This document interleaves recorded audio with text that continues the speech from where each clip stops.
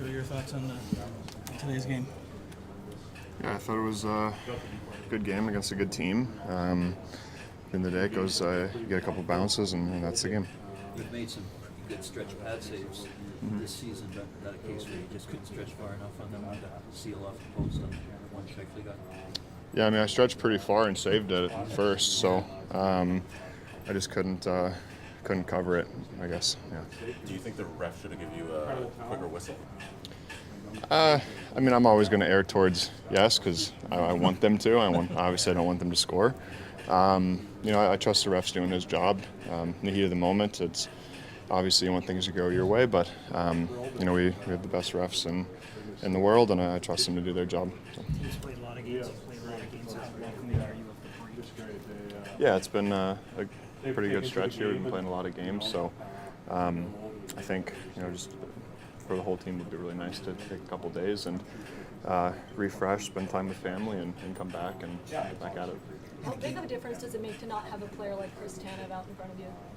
Yeah, he's a great defenseman and obviously blocks a lot of pucks. So anytime you're missing one of your guys, it hurts. But at the same time, I think we have a lot of depth, and I trust our team to step up.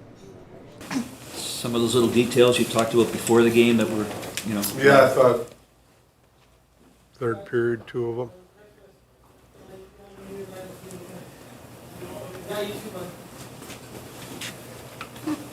What were some of the keys that you want to see from your team limiting the opponent's transition chances?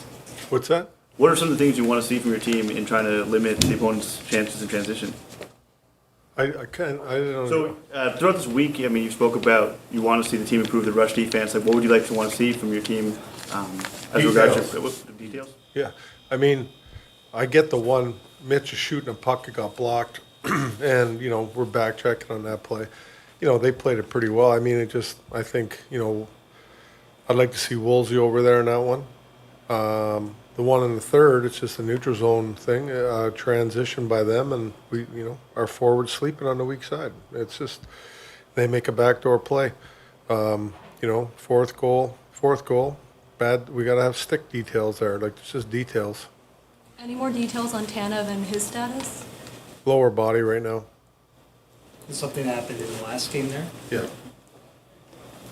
What are your thoughts about the team overall up to this point? Well, I think the team overall has played some real good hockey and done a lot of good things. Made a lot of strides in the right direction, and we will again. These last two games, we've slipped. I thought that we played a real good first period. We got a penalty and they scored in the power play, but I thought we were the better team. And then even in the second, I liked our game, but we got to clean up the mistakes, the details. And, it's like the game's right there. We created enough. We didn't score enough goals, obviously, tonight. But, we did a lot of good things tonight. I thought that we checked well tonight. But we got to clean up some stuff, like these details, we got to clean them up. Overall, you say that it's true the defense has been much better here in Toronto, but how do you bring an offense up now to that balance, do you think, to a little more once you get going? Well, I think the offense has been coming. I think we've been scoring more 5-on-5 as of late. Power play got one tonight first, but, we missed the net a lot. We missed the net a lot tonight again, too. I think it was like 23 times. It happens sometimes for players, but what did you think of Willie out on the ice for 4:55? On that power play? Power play and what after? Well, Willie knows he could stay out for the full power play, 2 minutes. At that point, I'd have to look at the tape and, think about and look at why he didn't come off or where the situation was at the time. But, he's obviously trying to score. Did you think Woll had the puck covered in his feet there? No. Did you get explanation? Well, where I saw on the bench, I thought he did, but it was behind him. And I couldn't see on the bench from that angle. So our video guys looked at it, so. Otherwise, if it was, I would have called the challenge.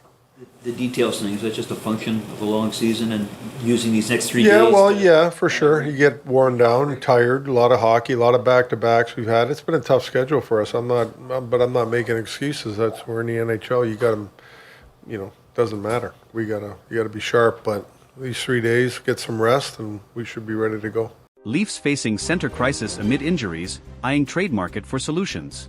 As the Toronto Maple Leafs battle through a growing injury list and a suspension, their lack of depth at the center position has become a glaring issue. According to Sportsnet's Elliotte Friedman in his latest 32 Thoughts article, the Leafs are among the teams exploring trade options to bolster their lineup. This effort is coming amid increasing competition from teams like the Chicago Blackhawks and Nashville Predators, who have also set their sights on improving their center depth. Friedman didn't mince words about the Leafs' predicament. The teams currently focusing on centers, including Chicago and Nashville, must consider when others will enter the market.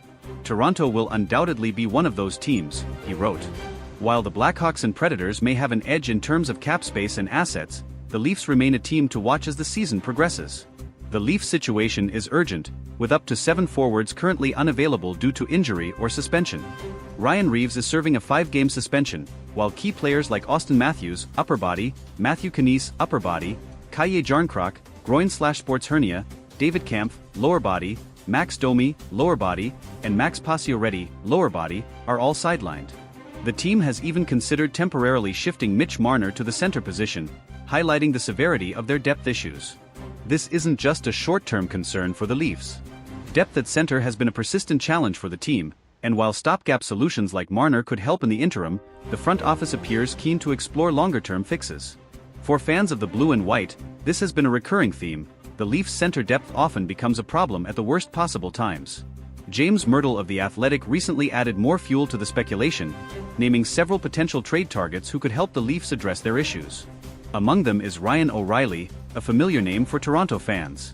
O'Reilly, who signed a 4-year, $18 million deal with Nashville in 2023, might be a trade candidate if the Predators' underwhelming start to the season, 6-11-3, 31st in the league, prompts a rebuild. However, his steep price tag and history with the Leafs, including rejecting a free agency offer less than 2 years ago, make this a complex and potentially unlikely move. Other names mentioned by Myrtle include former Leaf Nazem Kadri, currently with Calgary, as well as players like Michael Granlund, Nick Jugstad, Brock Nelson, Yanni Gourde, Trent Frederic, Radek Faksa, and Sean Kuraly. While some of these options seem more plausible than others, it's clear that general manager Brad Treliving will need to get creative to find the right piece without mortgaging the team's future.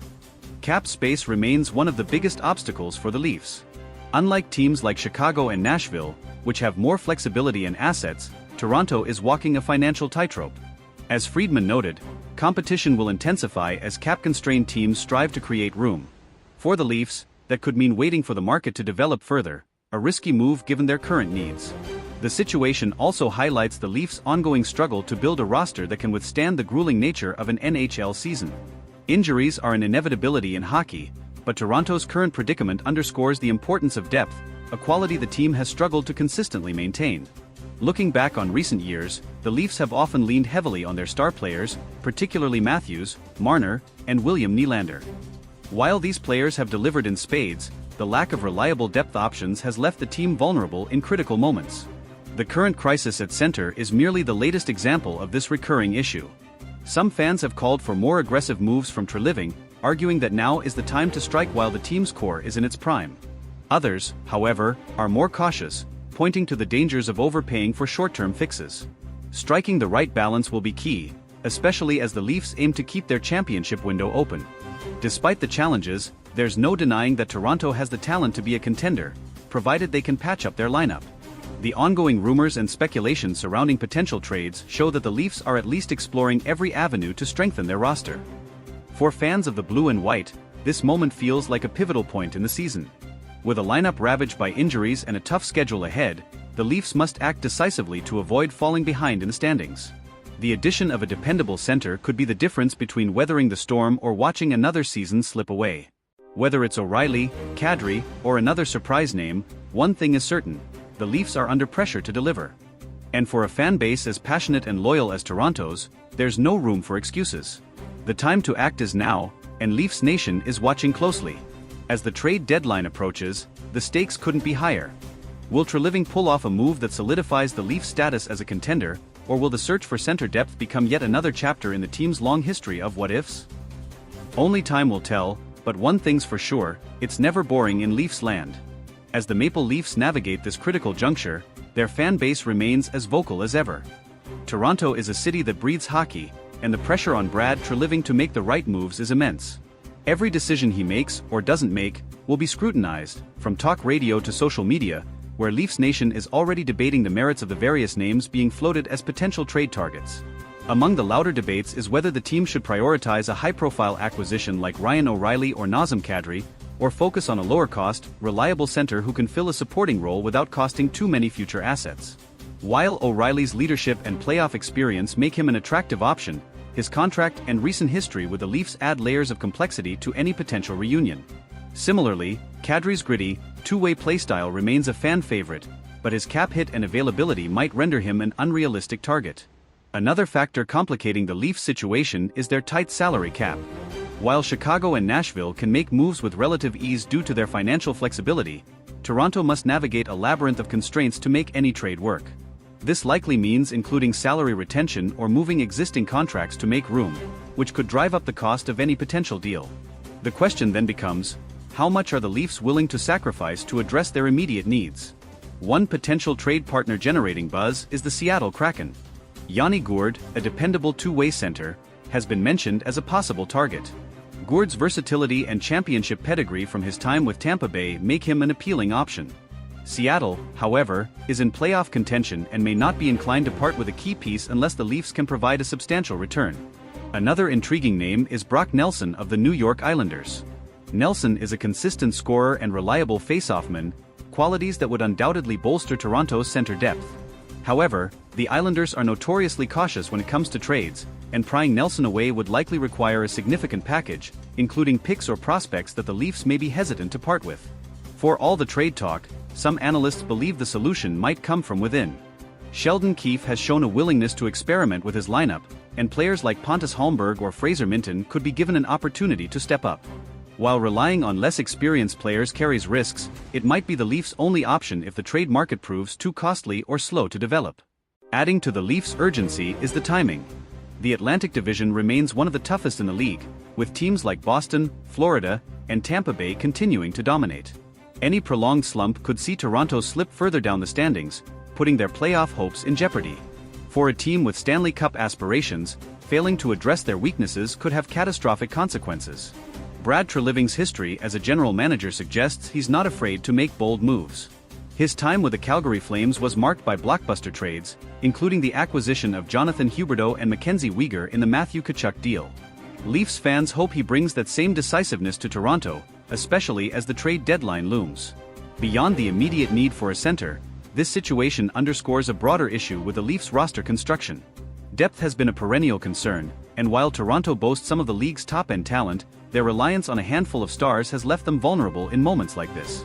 Moving forward, addressing this imbalance must be a priority for the front office if the team is to achieve sustained success. As the Leafs head into a critical stretch of the season, the next few weeks could define their trajectory.